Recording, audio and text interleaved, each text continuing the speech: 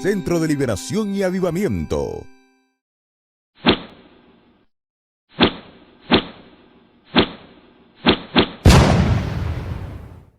Cuando estábamos orando, yo sentí un mal espíritu que entró en mí y era para dañar mis sentimientos. Maurice, un adorador de mi iglesia, me dice que suba. Y ahí es que yo comencé a fluir, a fluir, a fluir, a fluir.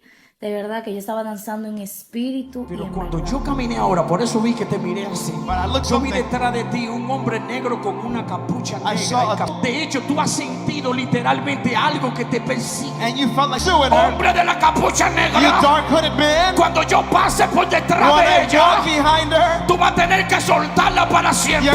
Porque ella vuelve a danzar en el altar. Porque el altar es su destino.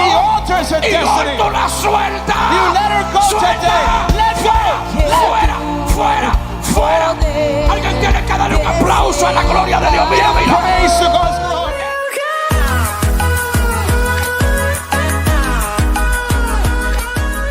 Saludando, buenas noches, que el Señor bendiga a esa gran audiencia que nosotros tenemos de Reformando Vidas para Cristo.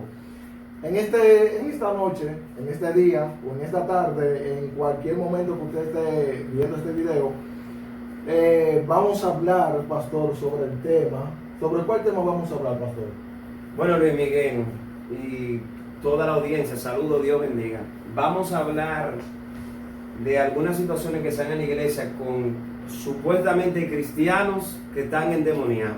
Ay, ay, ay. Supuestamente evangélicos, personas que le sirven al Señor, que de repente se le meten en espíritu inmundo. Ustedes vieron ya la opening, ustedes vieron esos personajes que supuestamente le sirven a Cristo y tenían demonios, como estaba diciendo esa muchacha que se le metió un espíritu.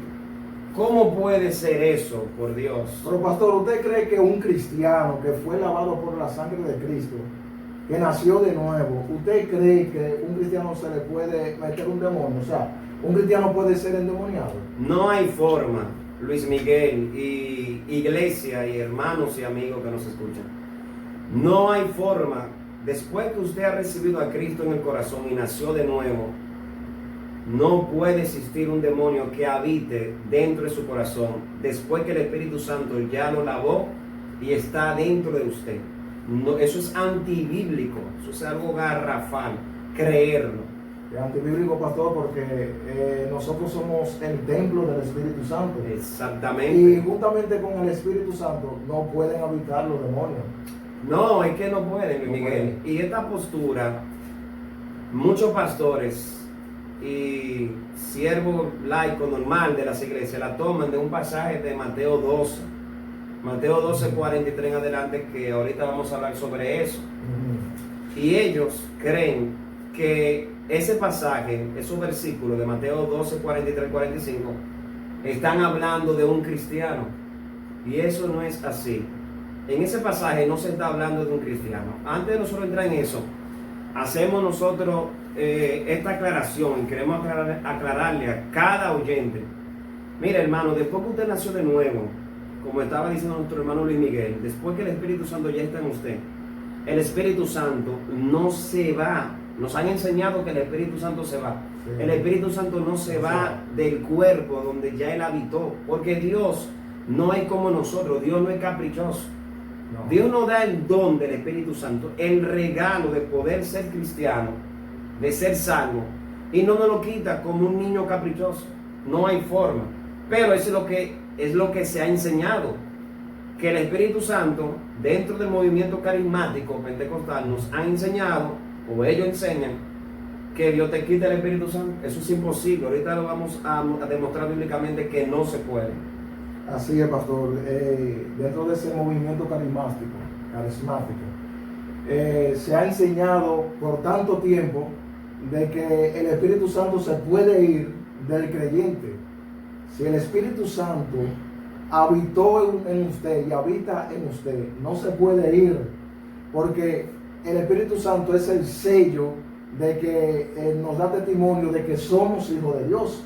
Exactamente. Y si el Espíritu Santo habita en nosotros no pueden habitar los demonios. Eso es imposible. Imposible, mira. El pasaje que mayormente toman se encuentra, amigo, en Mateo 12, versículo 43 hasta el 45. Lo vamos a leer, Luis Miguel.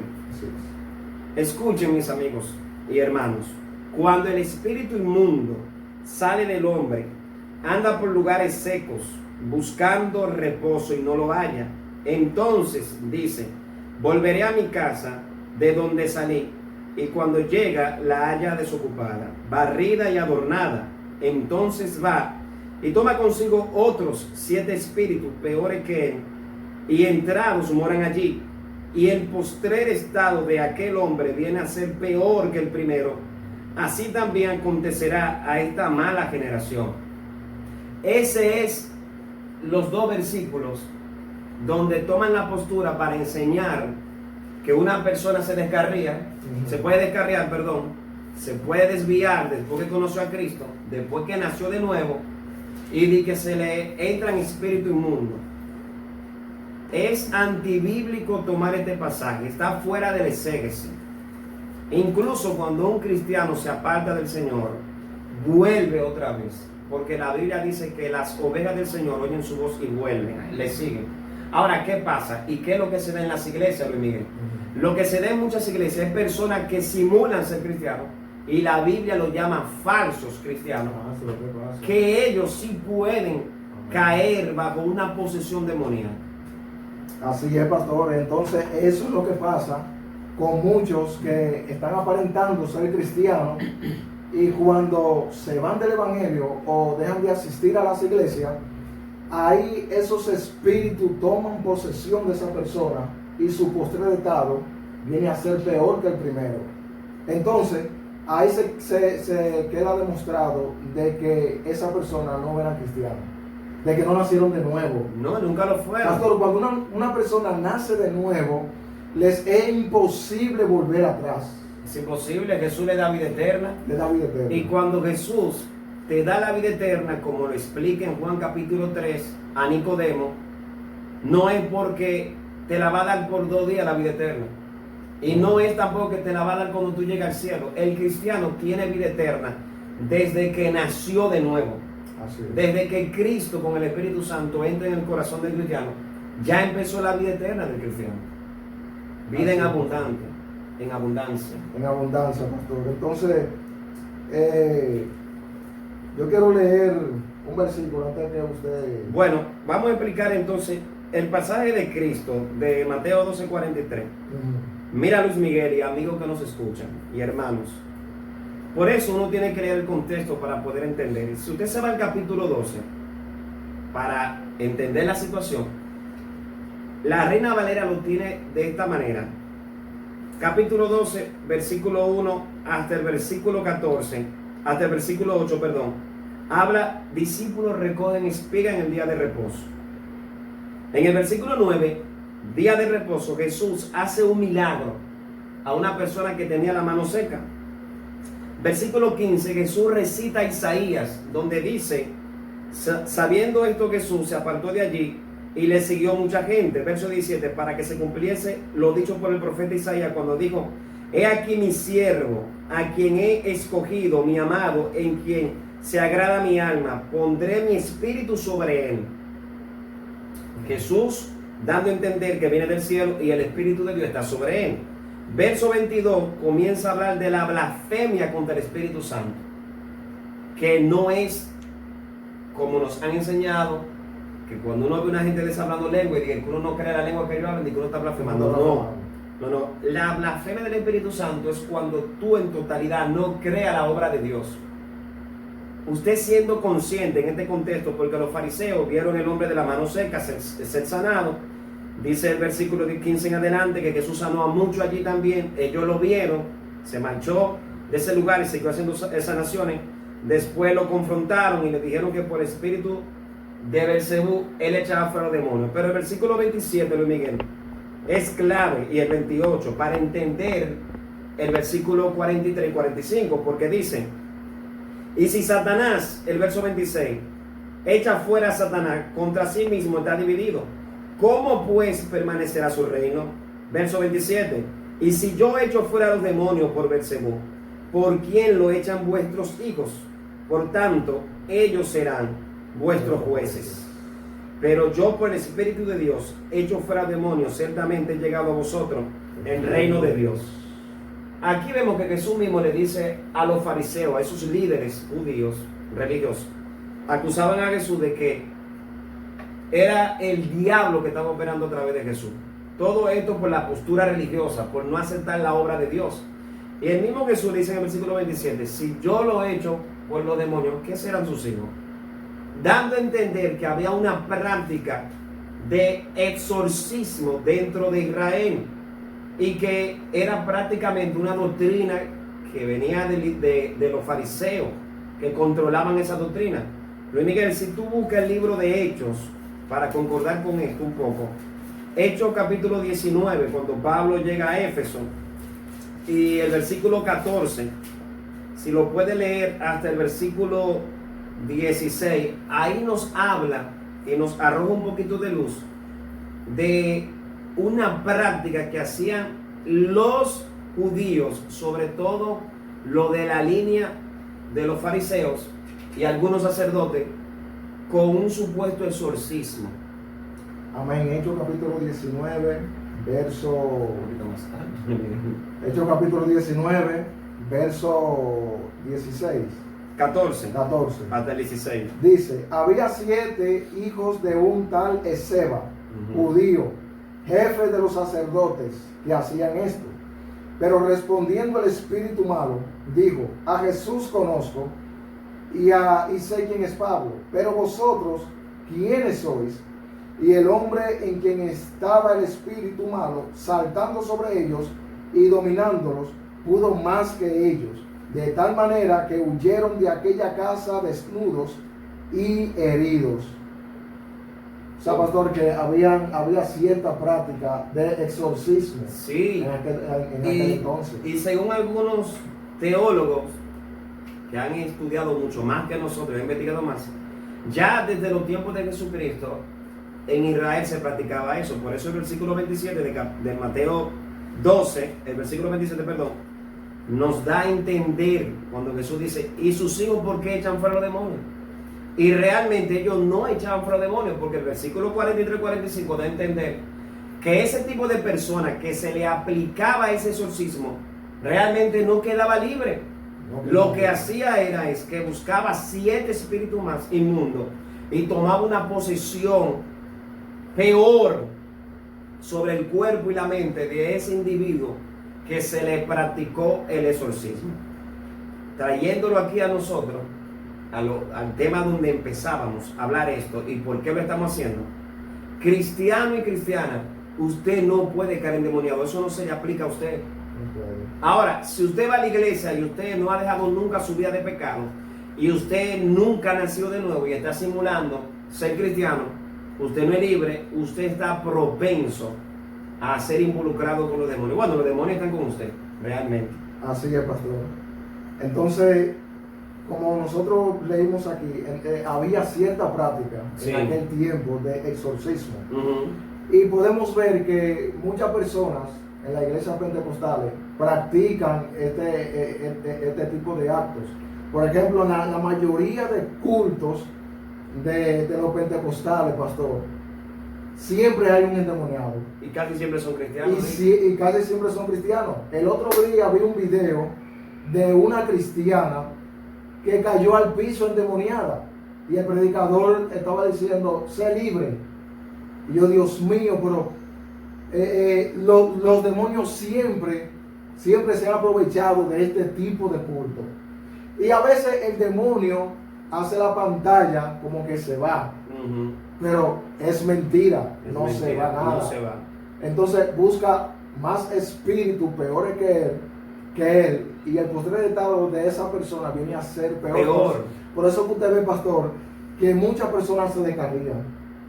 Y usted dice, pero ¿y qué fue lo que pasó? Porque esa persona predicaba, esa persona testificaba, cantaba en la iglesia, tenía cargo, limpiaba la iglesia, y de repente se fue al mundo y usted lo ve en discoteca, usted lo ve haciendo cosas peores que las que él hacía antes, pastor. Luis Miguel, hasta blasfemando. ¿Por qué blasfeman? Porque es que nunca fueron cristianos. Personas que se salieron de la iglesia, hasta con liderazgo de pastores, y después están dudando de la fe que tenían en la Biblia y en el Señor Jesucristo. ¿Por qué hacen eso? Porque nunca fueron cristianos, nunca fueron libres. Y oye bien, Luis Miguel, la hermanita del testimonio que pusimos, a mí me choca de verdad, por eso estamos haciendo esto. Ella dice que ella iba para su iglesia y que ella se sentía muy bien, que llegó a la iglesia, ese día le tocaba danzar, porque en esa iglesia neopentecostales se practican danzas y se ensayan. Algo que eso es antibíblico, pero después vamos a explicarlo en otra ocasión. Pero ella dice que cuando estaba en la iglesia, antes de empezar a danzar, ella dice que se le metió un espíritu. Wow. ¿Cómo puede ser que se te entre un espíritu inmundo si tú eres cristiana o tú no eres cristiana? Pero lo peor es que después ella dice que ella comenzó a danzar verdaderamente en el espíritu. En el espíritu. Están más emocionados, Luis Miguel, ese tipo de personas, porque no conocen la Biblia. Bueno. Y yo creo que a la excitación, porque nosotros nos emocionamos y hay mucha excitación en nosotros, hay histeria. Ese tipo de culto neopentecostal, igual como los pentecostales, hay mucha euforia y excitación. Y eso, el que no conoce la Biblia lo está confundiendo con ser lleno del Espíritu Santo. Eso es penoso, Luis Miguel. Claro que lo está confundiendo, pastor, porque usted no ve que en esos conciertos de artistas mundanos, esas personas, los fanáticos de esos ídolos terrenales, pastor, se desmayan, lloran, gritan. A Michael Jackson se le desmayaban las mujeres cuando lo iban a ver. Y brincaban para arriba, pastor. Y brincaban Y esa gente- y la piel se le erizaba. Sí, y esa gente, ¿acaso tenían el Espíritu Santo en ese momento? No, De lo que tenían era euforia. Euforia. Estaban excitados por ese tipo de actividad. Sí. ¿Y qué pasa, pastor? Que hablando sobre el video que estamos hablando, Ujú. esa persona dice que se le metió un demonio ¿Cómo, Dios y mío? luego dice que después ella estaba danzando en el espíritu, pastor, y después dice que cuando estaba danzando se le zafó un tobillo. Ujú. ¿Cómo es posible? Hermano, ¿cómo es posible? Es Que en no un mismo puede cuerpo ser. esté un demonio y el Y Espíritu, el Espíritu Santo. Eso es imposible. Eso es imposible. Yo quiero leer algo aquí, Luis Miguel. Por ejemplo, Jesús en la Santa Cena, la última noche que estuvo con ellos en el aposento alto, le habló del sustituto, el Paracleto, el Espíritu Santo, que iba a venir a hacer la función de nuestro guía, el poder. Si nosotros hoy creemos y podemos entender la Biblia por el Espíritu Santo. Amén. Y en Juan 14, Luis Miguel, y amigos que nos puedan escuchar, Jesús dice de la siguiente manera, Juan 14, versículo 16, y yo rogaré al Padre, y os dará otro consolador, para que esté con vosotros para siempre. Para siempre. Para siempre. Para El siempre. Espíritu Santo está con los cristianos para siempre. Y la palabra consolador en el original es alguien que está a tu lado, paracleto. Alguien que está a tu lado para ayudarte, para levantarte, para consolarte, para guiarte, para reanimarte, para vivificarte. Dice el versículo 17, el Espíritu de verdad, el cual el mundo no puede recibir porque no le ve ni le conoce. O sea que si usted dice que es cristiana o cristiano y usted ha caído bajo posición demoníaca, usted nunca nació de nuevo. Porque usted no puede contradecir con sus hechos lo que dice la Biblia. No. Nunca podemos nosotros poner una experiencia por encima de lo que dice la Biblia. Usted no puede saltarme a mí que usted es cristiana o es cristiano y que usted ha tenido posesión demoníaca. Usted lamentablemente tiene que pedir perdón al Señor y hacer confesión de fe de todo corazón. Y decirle al Señor que lo sane, le sane su corazón, su alma y que lo limpie de su pecado. Perdón, amigo, voy a seguir leyendo. Dice el versículo 17, el mundo no le puede recibir. Oye, Miguel, no le puede recibir porque no le ve ni le conoce, pero vosotros le conocéis porque mora con vosotros y estará en vosotros. No os dejaré huérfanos, vendré a vosotros.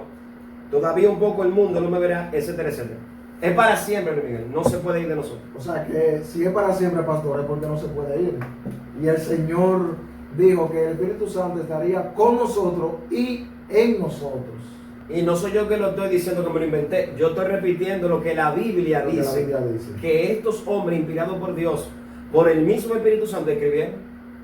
Wow, pastor. Mire, y entonces, en 2 Corintios, capítulo 6, donde nos dice la palabra del Señor: no os unáis en yugo desigual con los incrédulos. Porque ¿qué compañerismo tiene la justicia con la injusticia? ¿Y qué comunión la luz con las tinieblas? ¿Y qué concordia Cristo con Belial? ¿O qué parte el creyente con el incrédulo? ¿Y qué acuerdo hay entre el templo de Dios y los ídolos? Porque vosotros sois el templo del Dios viviente. Ay, ay, ay. Como Dios dijo: habitaré y andaré entre ellos, y seré su Dios, y ellos serán mi pueblo. O sea, somos el templo del Dios viviente. Es imposible. Es imposible. Oye, y hay un texto, Luis Miguel, en Santiago, que dice que el Espíritu Santo, que Él ha hecho morar en vosotros, nos anhela celosamente. Esto está en Santiago, capítulo 4. Miren, el celo de Dios por los salvos, por su pueblo salvo, por aquello que ya Él entregó el Espíritu Santo, no es verdad que Él va a dejar que un demonio entre. Eso es mentira. Dice en Santiago 4, versículo 5: ¿os pensáis que la Escritura dice en vano, el Espíritu que Él ha hecho morar en nosotros nos anhela celosamente? O sea, Él tiene un cuidado de nosotros, el Espíritu de Dios en nosotros. Jamás permitirá que un demonio entre. Ahora, ¿qué puede suceder, Miguel? Yo me puedo turbar por una opresión demoníaca. Claro que sí. Yo puedo tener guerra espiritual en las noches, al acostarme, lo que le llaman espíritu, psicológicamente dicen, y en cosas paranormales, a veces dicen parálisis del cuerpo o espíritu incubo, sucubo, que son espíritus, en demonología así se enseña, que trabajan con tu sexualidad y te hacen hasta eyacular, ¿me entiendes? Sí. Claro, puede pasar también cuando tú eres en tu adolescencia, en tu formación biológica, que eso pase por natural, pero yo sé de qué estoy hablando, tú también. Claro. Pero aún así no se trata de una posesión demoníaca para un cristiano. Aún cuando tú tienes experiencia sobrenatural y tú sentiste que te tomaron y te taparon la boca o te estaban ahorcando, en ningún momento el espíritu inmundo estaba dentro de ti. No puede tomar posesión de tu cuerpo. Nunca. No puede entrar. Nunca. Dice en 1 Corintios, pastor, capítulo 6, verso 19. Aquí Pablo hace una pregunta. ¿O ignoráis que vuestro cuerpo es templo del Espíritu Santo, el cual está en vosotros, el cual tenéis de Dios, y que no sois vuestro? No sois vuestro, pertenecemos a Dios por medio del Espíritu Santo. Amén. Que se nos ha dado. A la persona que le estamos haciendo esta vida de reacción, que son a muchas personas, pero sobre todo a la que tomamos, yo la conozco, y de anticipación te pido disculpas, Judith, si te vas a ofender, espero que no te ofenda. Y a todos los pastores que predican esto, lo de la prosperidad, porque hacen encuentros. Tú sabes el negocio que hacen. Bueno, Judith pertenece a una iglesia de esa, creo que el Tabernáculo. Tú sabes los negocios que han hecho con eso, de que en el encuentro te vamos a liberar. Pero ¿cómo puede ser si Jesús dice, Luis Miguel, en Juan 8:32, conoceréis la verdad y la verdad te hará libre? Y el versículo 36 dice, si el Hijo os libertare, seréis verdaderamente libres. Juan 8:32, reitero, Juan 8:36. Es imposible que una persona a mí me aplique liberación si ya Cristo me liberó. Es imposible, pastor. Ya que el Señor nos hizo libre a nosotros volver a la esclavitud es imposible, porque estamos en las manos de Dios. ¿Y quién nos va a poder arrebatar de las manos de Dios? Nadie. Nada en este mundo nos podrá separar del amor de Dios que es en Cristo Jesús, Señor nuestro. Dice las escrituras en Romanos capítulo 8, del verso 28 en adelante. No, y ya podemos ver que es para siempre que el Espíritu Santo esté en nosotros.